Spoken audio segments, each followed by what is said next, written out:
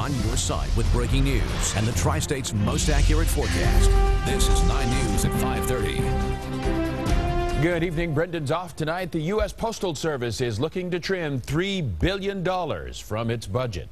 9 News reporter Tony Mirones explains how that could affect us right here in the Tri-State. Faced with a $16 billion loss during the past 2 years, the United States Post Office looks to trim the budget any way it can. As volumes keep declining, the economy really hasn't bounced back as strongly. We've got some hard decisions to make. The Post Office looks to close half of its 250 processing facilities nationwide, including the one here in Queensgate. We're a 24-hour-a-day operation, but our mail processing usually runs overnight. We're running pieces of equipment for 4 hours, 8 hours a day. Can we restructure the whole thing and run that equipment for 20 hours a day and really help us save money and keep the Postal Service going? Employees wouldn't necessarily lose their job, but they would have to move to another city to keep it. People would have to leave their communities, have to take their kids out of school.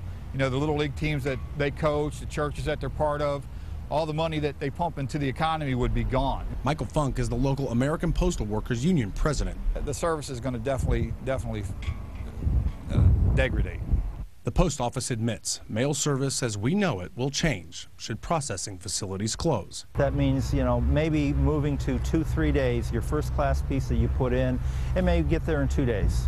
Michael Funk says elected office holders need to get involved. They're going to have to help us if we're going to preserve all these employees, all this revenue, all these community people, all their constituents. This is the time for them to step up to the plate and show that they are about saving jobs and taking care of their communities and answering to the constituency.